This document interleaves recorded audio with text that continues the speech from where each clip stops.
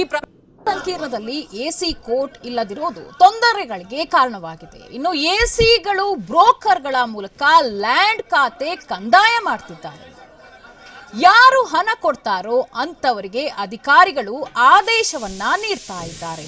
ಪೌತಿ ಖಾತೆಗಳನ್ನ ಮಾಡಿಕೊಡಲು ಎಸಿಗಳು ಕೋಟಿ ಕೋಟಿ ಹಣ ಕೇಳ್ತಾ ಇದ್ದಾರೆ. ಬೆಂಗಳೂರು ಉತ್ತರ ಎಸಿ ಕಿರಣ್ ಮತ್ತು ದಕ್ಷಿಣ ಎಸಿ ವಿಶ್ವನಾಥ್ ವಿರುದ್ಧ ಆರೋಪಗಳು ಕೇಳಿ ಬರ್ತಾ ಇದೆ. ಸರ್ಕಾರಿ ಜಾಗಗಳಿಗೂ ಖಾತೆ ಕಂದಾಯ ಮಾಡಿಕೊಡುವ ಕೆಲಸ ನಡೀತಾ ಇದೆ. ಆದೇಶ ಪ್ರತಿಯ ಸರ್ಟಿಫೈಡ್ ಕಾಪಿಯನ್ನ ಕೊಡೋಕು ಮೀನಾಮೇಷ ಎನಿಸ್ತಾ ಇದ್ದಾರೆ. ಇನ್ನು ಪ್ರಕಾಶ್ ಪೂಜಾರಿ ಎಂಬ ಬ್ರೋಕರ್ನಿಂದ ಎಲ್ಲ ಡೀಲಿಂಗ್ ನಡೆಯುತ್ತಿದೆ. ಎಸಿಗಳ ಪೋಸ್ಟಿಂಗ್ ಕೂಡ ಈ ಪ್ರಭಾವಿ ಪ್ರಕಾಶ್ ಪೂಜಾರಿ ಮಾಡ್ತಾನಂತೆ. ಶಾಂಗ್ರಿಲಾ ಹೋಟೆಲ್ನಲ್ಲಿ ಕೇಸ್ ಅಡ್ಮಿಟ್, ಅದೇ ಹೋಟೆಲ್ನಲ್ಲಿ ಕೂಡ ಡೀಲಿಂಗ್ ನಡೆಯುತ್ತಂತೆ.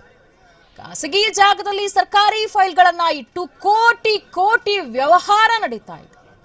ಕಂದಾಯ ಇಲಾಖೆಯ ಕರ್ಮಕಾಂಡ ಬಿಚ್ಚಿಟ್ಟಿದೆ ಬೆಂಗಳೂರು ವಕೀಲರ ಸಂಘ. ಇನ್ನು ಎಲ್ಲ ಸಮಸ್ಯೆಗಳಿಗೂ ಶೀಘ್ರ ಪರಿಹಾರ ಸೂಚನೆ ನೀಡುವಂತೆ ವಕೀಲರ ಸಂಘ ಮನವಿ ಮಾಡಿದೆ.